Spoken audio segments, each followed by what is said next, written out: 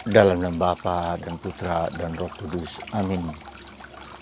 Allah Bapa di surga, kami mengucap syukur dan terima kasih bahwa Engkau telah menyelamatkan kami. Engkau tidak hanya menyembuhkan kami, tapi Engkau menyelamatkan kami. Karena Engkau membawa kami kepada diri-Mu sendiri. Bahagia kekal di dalam Engkau. Terima kasih Tuhan atas anugerah yang tak terhingga itu. Semoga kami semakin memahami, menyelami, dan mengerti apa arti keselamatan bersama Putra-Mu Yesus. Terpujilah nama-Mu kini dan sepanjang masa. Amin. Para saudara, pada tanggal 11 bulan 11 tahun 2020. Angka yang bagus katanya. Pada hari Rabu ini, Injil kita kenal contoh tentang 10 orang kusta yang diminta Yesus untuk pergi ke Bait Allah, dan dalam perjalanan mereka sembuh. 10-nya sembuh, tapi hanya satu yang kembali dan bersyukur berterima kasih pada Yesus. Kita mengatakan bisa saja ya, bersyukur sebagai poin penting di dalam kisah tentang kesembuhan 10 orang ini. Kita tahu kusta pada zaman dulu, bahkan juga masih pada zaman sekarang, penyakit yang mengerikan dan dianggap sebagai kutukan. Maka mereka berteriak jauh-jauh kepada Yesus. Yesus, kasihanilah kami orang berdosa ini. Ya, jadi kita lihat di sini bahwa kalau dibandingkan pada zaman sekarang, katakanlah orang yang memiliki HIV, katakanlah orang yang menderita HIV karena suatu suatu penyakit yang belum tersembuhkan hingga sekarang ini. Saudaraku yang terkasih dalam Kristus, ya tentu kita sekarang tidak punya sakit kusta, tetapi kusta bisa dalam artian yang lebih luas, lebih dalam, dan lebih lebih penting juga kita sadari bahwa kita tidak sakit. Ya, kita tidak sakit. Kita tidak hanya disembuhkan, tapi kita diselamatkan. Jadi kata disembuhkan dan diselamatkan itu beda. Ada gradasi yang lebih tinggi sekali ya. Jadi gradasi bahwa orang disembuhkan dari penyakit tertentu, dari virus tertentu, dari segala sesuatu tertentu, dari kita disembuhkan dari penyakit itu. Tapi belum tentu itu akan diselamatkan. Ya. Nah, jadi diselamatkan itu atau ada kebalikan, dia tidak disembuhkan, tapi dia diselamatkan, jiwanya diselamatkan. Nah, disinilah kita lihat ada satu hal yang gradasi yang penting bagi kita. Mungkin kita tidak disembuhkan dari penyakit kita, tetapi jiwa kita, pikiran kita, hidup kita, sikap kita, pelaku kita itu sesuai dengan apa yang Tuhan kehendaki. Dan itu yang seringkali justru terjadi. Ya. Tuhan tidak menyembuhkan penyakit kita, tapi Dia menyelamatkan jiwa kita. Kita menjadi mudah pasrah, kita menjadi penuh sukacita, penuh kegembiraan, penuh pengampunan. Itu juga jadi tidak selalu secara fisik disembuhkan, tetapi jiwa kita disembuhkan, kita semakin mendekat kepada Tuhan. Kita bersyukur atas segala yang kita miliki, atas segala apa yang, jadi tidak mengeluh, ya, tidak merana, tidak nestapa dengan derita dan sakit itu. Itu dalam tanda petik gradasi itu ya.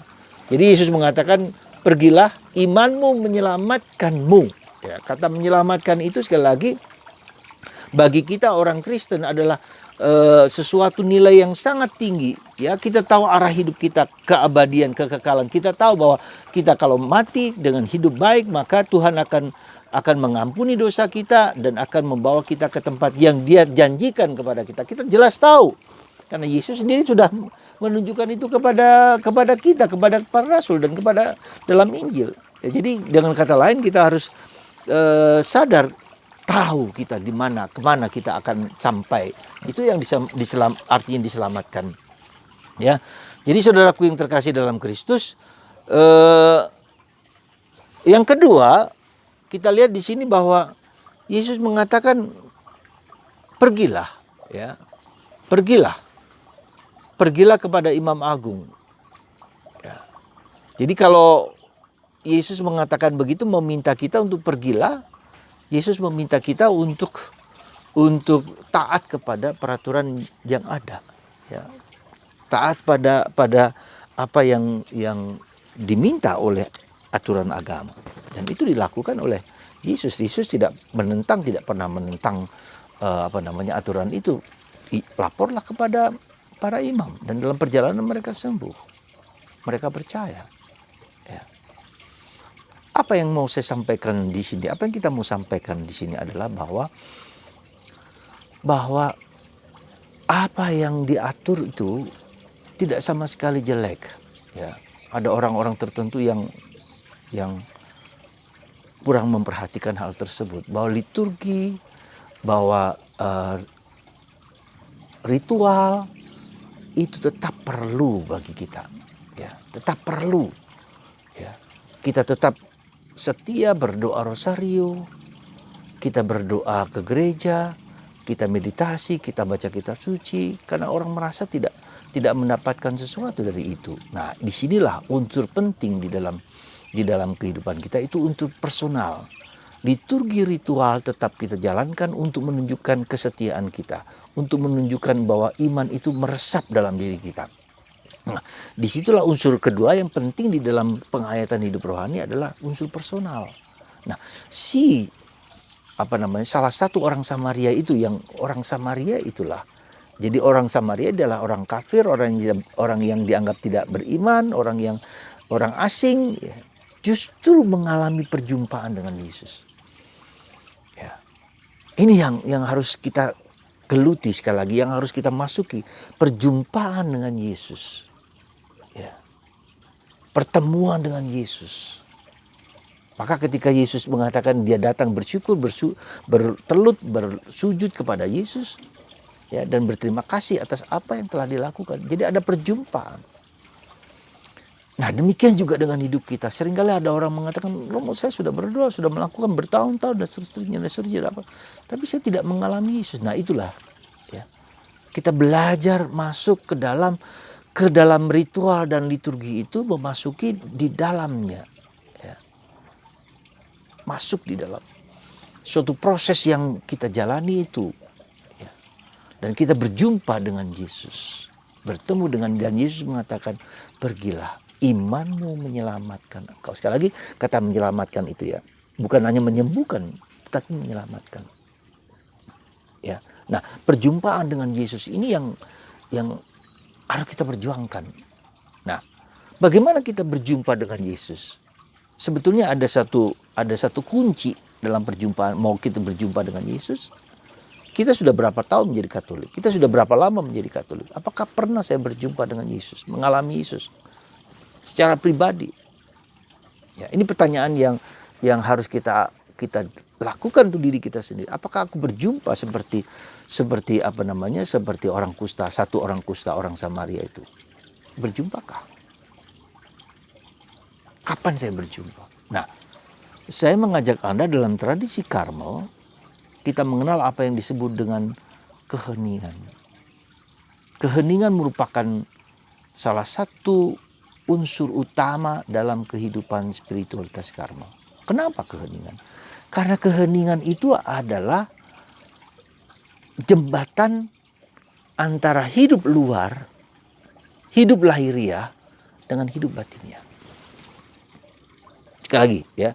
Jadi keheningan itu justru adalah garis, ya, batas antara kehidupan sibuk di luar. Ya, begitu banyak hal yang kita lihat dengan kehidupan batinnya. Ya. Dengan keheningan itu kita belajar mendengarkan apa yang di luar, yang hiruk pikuk gemuruh ombak dengan segala kekacauan, kebisingan, kerepotan, keharu-biruan kehidupan ini. Dengan sesuatu yang lebih dalam, kita mendengarkan apa yang menjadi jati diriku sejati. Dan jati diri Tuhan. Saya menemukan diriku dan saya menemukan Tuhan. Dan terjadi perjumpaan, terjadi dialog, terjadi komunikasi. Jadi para saudaraku yang terkasih dalam Kristus, saya kira Ini yang harus kita pegang, ya, yang harus kita usahakan. Kalau kita ingin berjumpa terus sungguh-sungguh dengan Yesus, tentu saja Yesus bisa menerobos itu, ya. Tentu saja bisa. Yesus datang kepada kita, Yesus hak prerogatif Yesus untuk datang kepada kita, menyembuhkan kita, menyentuh kita, menjamah kita, whatever. Tetapi pada umumnya kita harus mulai dengan diri kita sendiri. Nah, bagaimana saya selalu mengatakan keheningan itu terjadi ketika apa? Saya mulai tidak puas dengan hidupku. Saya mulai mencari makna hidup. Saya mulai mengalami penderitaan dan salib, berbagai macam problem kehidupan. Ya, dan kita bertanya, berseru, berteriak dan seterusnya. Dan kita merasa seperti tidak ada jawaban. Di situ titik itulah undangan kita untuk masuk ke kedalaman. Ya, di titik itulah dan titik keheningan dan kesunyian, dan maka apa kita perlu, ya, mengambil waktu, katakanlah dalam sehari, malam hari, 1/4 jam saja. Ya, dan ini dianjurkan oleh Bunda Maria dalam salah satu penampakannya di Fatima, menganjurkan kita untuk diam, untuk hening, untuk sunyi 15 menit. Duduk diam. Ya, untuk mendengarkan suara batin kita yang paling dalam. Saudara. Dan saya duga orang Samaria itu ketika mengalami itu, dia masuk ke dalam dirinya sendiri. Dia bisa membedakan antara sebelum dan sesudah, antara kusta dan sekarang bersih sama sekali. Seperti bayi yang kulitnya bersih. Ya. Perjumpaan dengan Yesus, pengalaman dengan Yesus. Anda mau, Anda bersedia, harus berjuang. Saatnya. Ya. Saat dengan virus pandemi ini, kita duduk diam 1/4 jam. Dan kalau Anda mau sungguh-sungguh lebih dalam lagi, 1/4 jam pada malam hari, atau cobalah sekali waktu bangun jam 3 pagi. Saat-saat di mana orang dengan enak, dengan tidur, dengan nyenyak paling enak di situ. Bangun jam 3 pagi, duduk diam. Ya, meskipun terkantuk-kantuk, berdoa, rosario, ya, baca kitab suci, tarik nafas sebentar pelan-pelan dengan mendaratkan datanglah Roh Kudus. Terus Anda akan mengalami perubahan hidup yang signifikan dan mengalami getaran-getaran kasih Tuhan yang besar dalam diri Anda. Sekali lagi, ya, itulah undangan kita. Keheningan adalah jembatan untuk masuk ke kedalaman. Maka kalau kita perhatikan, ya, para katakanlah para kudus, orang-orang Jawa, ya, bertapa di gunung, ya, pergi berpuasa, pergi mati raga, pergi segala macam, itu adalah